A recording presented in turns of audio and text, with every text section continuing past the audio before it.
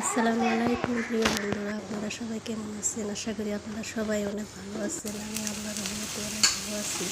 তো আজকে আপনাদের সামনে একটা নতুন রেসিপি চলে এলাম, সয়াবিনের রেসিপি। তো আমার এই রেসিপিটি আপনারা সম্পূর্ণ দেখতে থাকেন। কেমন করে রান্না করেন, কেমন করে রান্না করেন, সম্পূর্ণ ভিডিওটা দেখতে থাকেন। ফার্স্টে সয়াবিনটা তেলটা খুব ভাইজে নিলাম। ভাইজে নেওয়ার পরে আদা, রসুন, জিরা বাইটা নিছি। বাইটা নেওয়ার পরে চুলার মধ্যে কড়াইটা বসাই দিছি। সরষের তেল দিয়ে দিলাম। সরষের তেল দেওয়ার পরে পেঁয়াজ দিয়ে দিলাম। পেঁয়াজটাকে নাড়াচাড়া করে দিলাম। নাড়াচাড়া করে ওখানে জিরে দিয়ে দিলাম, তেজপাতা দিয়ে দিলাম, শুকনো মরিচ দিয়ে দিলাম। শুকনো মরিচটা দিয়ে সুন্দর করে খুব ভালো করে নাড়াচাড়া করলাম।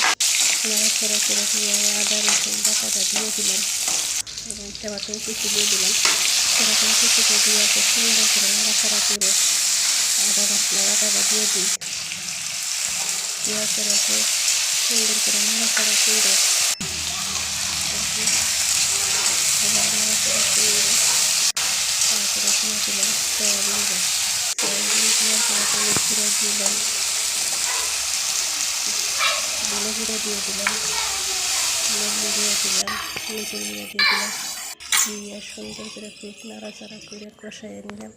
কষাইয়ে নিয়ে অল্প জল দিলাম। জল দিয়ে হেরে তারপরে আলু নিছি। আলুটা নিয়ে গলাইয়া পুরা দিয়ে কষাইয়া জল দিলাম। জল দেওয়ার পরে আমার রেসিপিটা হয়ে গেল। তো আপনাদের কাছে আমার এই সয়াবিনের রেসিপিটা কেমন লাগলো কমেন্টে অবশ্যই জানাবেন। যদি ভালো লাগে থাকে চ্যানেলটা সাবস্ক্রাইব করে দিন আর ভিডিওটা লাইক করে অবশ্যই সাবস্ক্রাইব করবেন।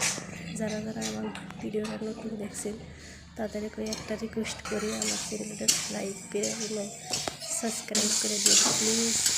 আপনাদের কাছে আমার রিকোয়েস্ট করে থাকলে পরবর্তী দেখা হবে নেক্সট ভিডিওতে। তাই আজকের মতো এখানে বিদায় নিলাম। আল্লাহ হাফেজ।